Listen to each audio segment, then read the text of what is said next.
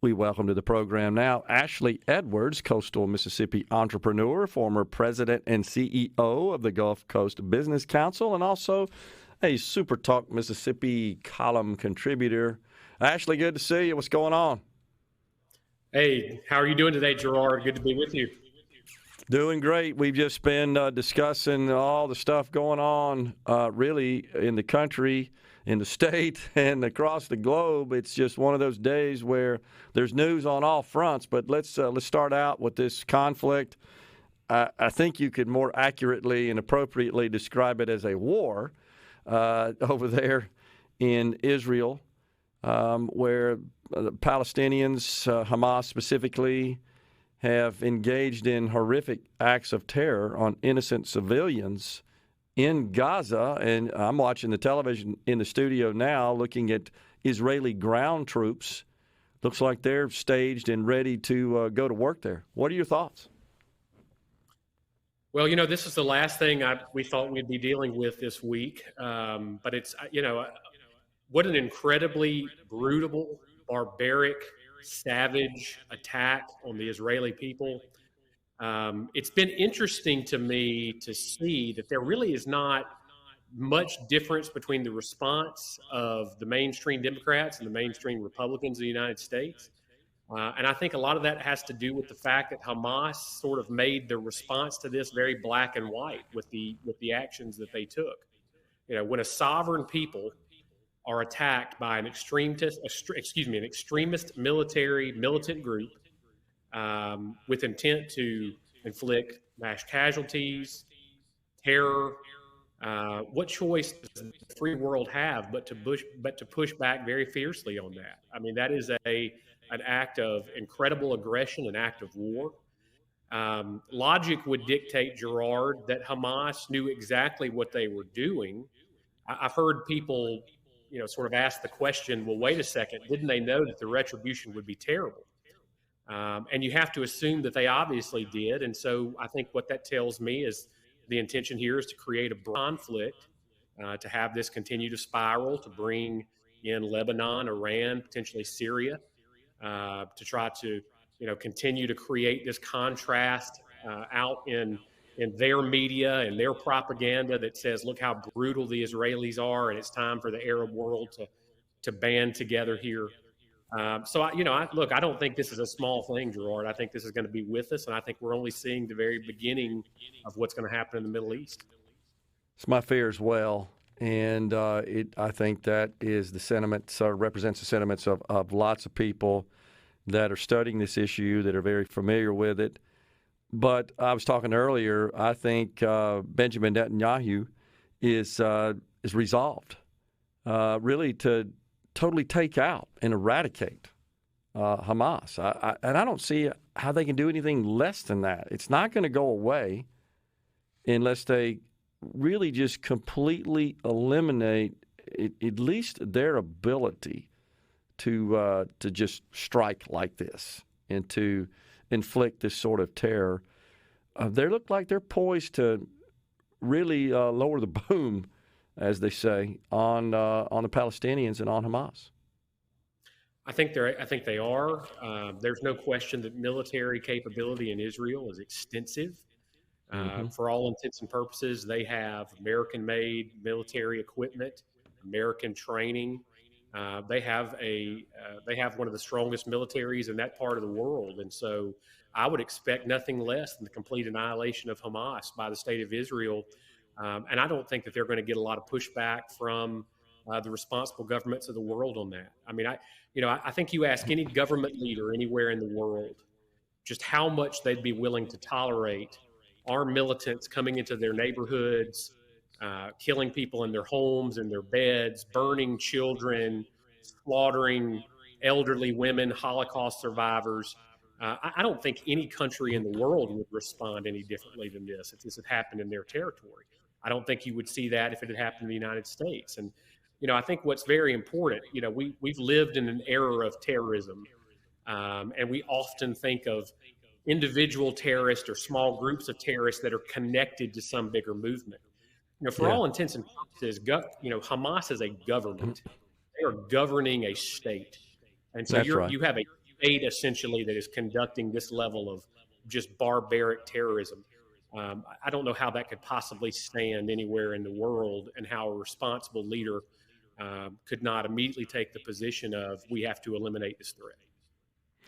Yeah, I totally agree with you. I think that's a great analysis of it as well. What has been particularly disturbing to me, Ashley, is some in this country who have seen fit to show their support for Palestine, for Hamas, and honestly seem to be condoning these acts of terror, these barbaric acts, honestly, including beheading of babies and locking up. You described it all, but the video I saw, I talked about on the show yesterday, was the video I saw of children, toddlers, being locked up in cages, in stacked cages, look like kennels for dogs, honestly. Just couldn't believe that could even exist in this day and time on this planet. How is it that even members of our Congress seem to hesitate to come out and condemn these actions? How could that exist? And then across our college campuses, big day planned today across the college campuses to protest Israel for causing this, for being the culprit here. Where are we going wrong here? That people are so misguided and have such a lack of understanding of just history, honestly, among these students that are joining in these protests.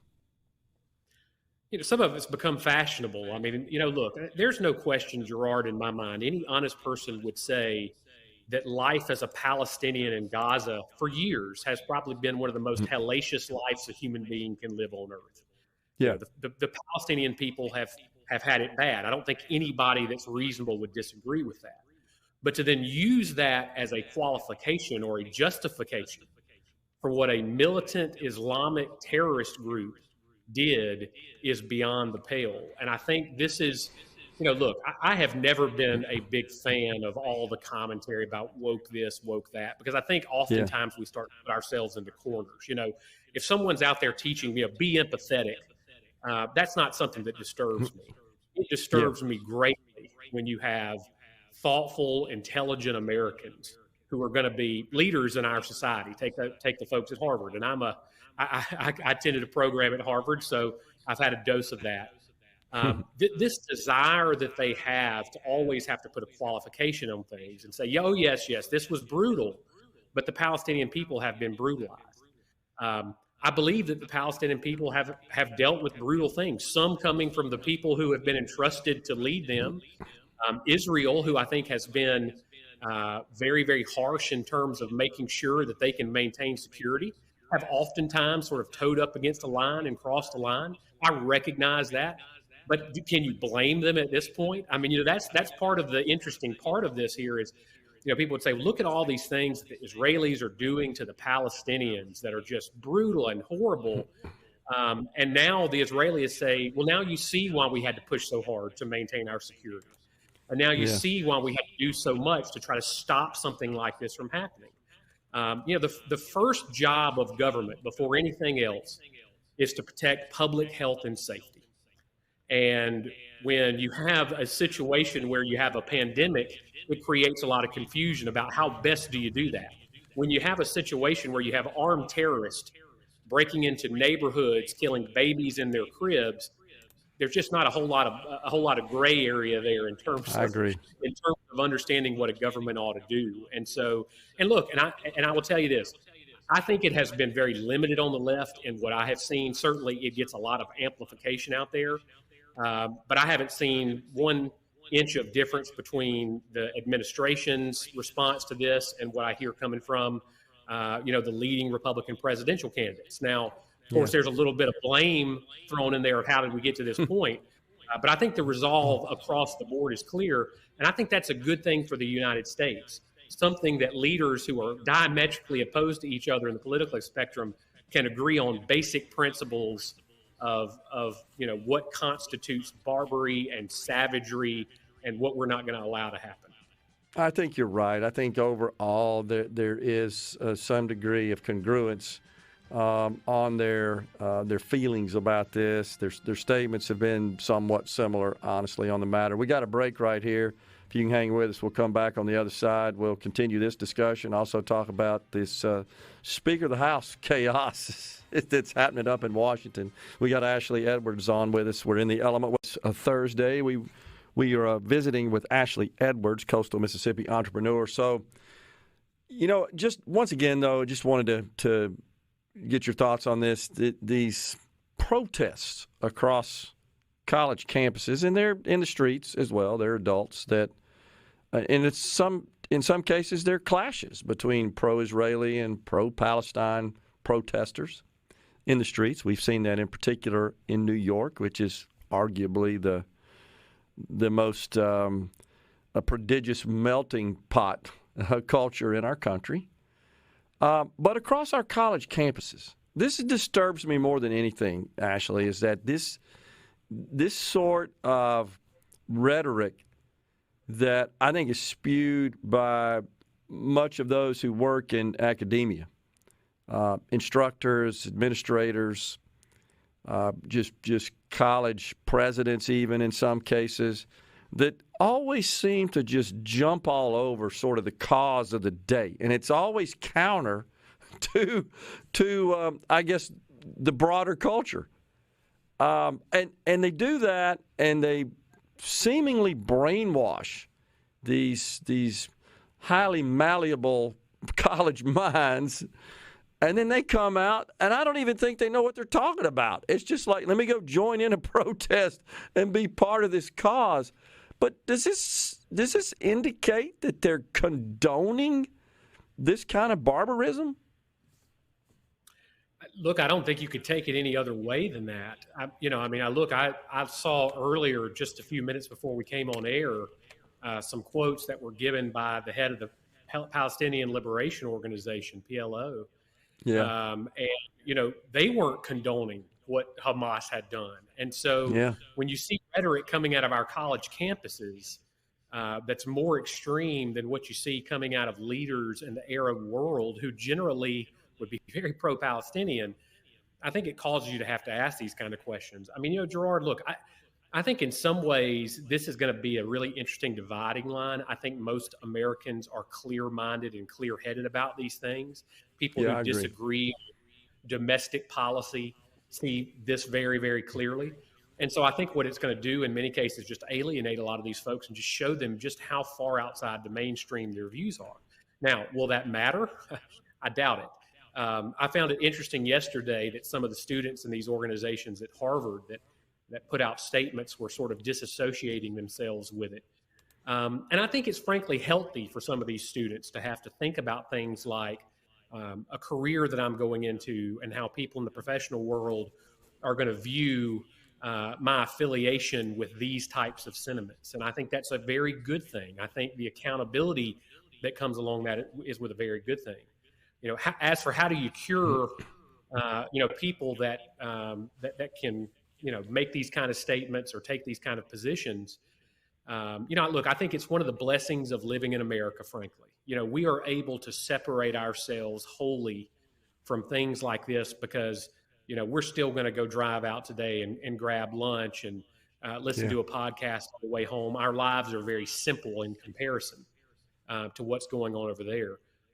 I cannot imagine that a human being, when really faced with the facts, the reality, the truth of what has happened on the ground, could believe anything other than Israel is completely justified in taking whatever steps they have to take to protect themselves and the security of their people.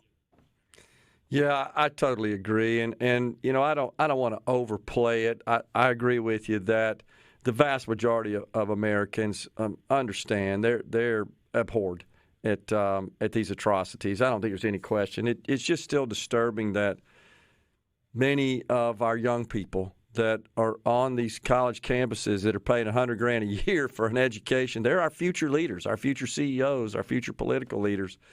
How so many of them could be so misguided, and I fear it's just because that's the nature of the university environment in this country. It's so overwhelmingly in one direction philosophically, politically. I mean, there's no balance that seems to exist anymore. And, there's all sorts of reports. I'm sure you've seen them as well. Like 95% of college professors donate to the Democrat Party. And I think that says a lot. That speaks volumes about likely that they're expressing their views and trying to impose those on their students. And that'd be okay if it was like 50-50, and then the students hopefully could make their own decision. That's supposedly what's to happen in a college environment, in a university environment. It's the laboratory of ideas and the free exchange of expression and viewpoints. But that doesn't seem to be what's happening. But, they got a wake-up call when Bill Ackman, who manages, I think it's Pershing, one of the big hedge funds, he said, I want to know. He doubled down, by the way, in the last 24 hours. He said, I want to know everybody that signed this letter from, 22 groups at Harvard, because we're not hiring them. And he encouraged all of his peers, CEOs as well, don't hire these people. And then they started disassociating themselves with that because that's their future employers. And he made a very simple, but I thought pointed statement. He said, if you were managing a business, would you hire someone who blamed the despicable, violent acts of a terrorist group on the victims? Would you hire someone who was a member of a school club who issued a statement blaming lynchings by the KKK on their victims? I don't think so, he goes on to say. I agree. So I think, you're building kind of your profile to a great extent while you're in college. When you're going to seek work upon graduation, this is what you offer. This is your profile. Besides your GPA, what kind of person are you? That matters a lot. More than the GPA to a great extent. Well, absolutely. You probably have seen it, Gerard. I think the statement by the University of Florida president, former Senator Ben Sasse, was really one of the most clear-minded statements that I saw, and I think that is a beacon for anybody that wants to look at how a reasonable person approaches a situation like this. And so, look, it is unfortunate. I think it's sad, is what it is. It's sad to see people that just have this misguided sort of view of what justice really is. And look, I'm a big fan in justice. I think justice is a necessary component for a functioning society.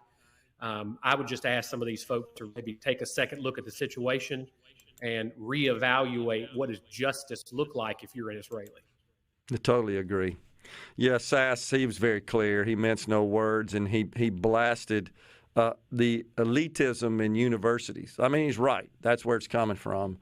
But it's good to see at least somebody take that stand, honestly, and just be totally upfront and honest and clear and succinct and concise about it. And he did that in his statements. Let's talk about the craziness up in the House of Representatives. We don't seem to be able to get a speaker. I've been talking about that quite a bit this morning. I'm not exactly sure what it is the folks that are blocking this on the Republican side want and what they expect to achieve, but it doesn't look like we're close. What do you think? It doesn't look like we're close. It doesn't look like Steve Scalise has the votes right now. Arguably, this could not come at a worse time. The real risk here is that congressional Republicans are really kind of piling up the manure in this card at this point, and they're going to start to look like they're just not serious people. And frankly, I think some of them aren't serious people. There is a huge difference between politics and governing. And it seems what some of the Republicans in Congress have forgotten is that they are up there to govern, not to play politics, not to get out sound bites, not to fundraise. And of course, look, let's be practical. That's part of politics, fundraising and getting your name out there. But the damage that they are doing to the Republican Party, to the narrative of the fact that Republicans can be trusted with these issues, that they are clear-minded, that they're pragmatic, all of that goes out the wayside when your members are essentially playing games. That's what we see happening. And, there's nothing more serious, frankly, than being able to have a functioning House of Representatives, which we cannot have until the Republicans can come to some agreement And there's just a lot of personal kind of petty fights playing out. Look, I've been around politics for 20 years of my life, worked at it and worked in high levels. I'm just a regular old voter now, and it makes me sick to my stomach to watch this stuff go on. And I have a feeling that probably the rest of the Americans feel the same way. People that aren't real big in the conference, the caucus, the way that politics happens, the sausage making, they look at this and just say, look, I don't want to hear about this nonsense anymore. Pick a speaker and let's get to work for the American people. No, the thing that concerns me the most about this, and you alluded to it somewhat, is that the Democrats are going to use this very effectively in their campaigns to try to retake the House, of course, in the number of Senate races, and, of course, the White House, all coming up in 24. Appreciate you joining us, Ashley. Always appreciate and enjoy your insight and perspective. I'm sure we'll be talking soon. Take care. Thanks. Thank you, Gerard. Have a great day.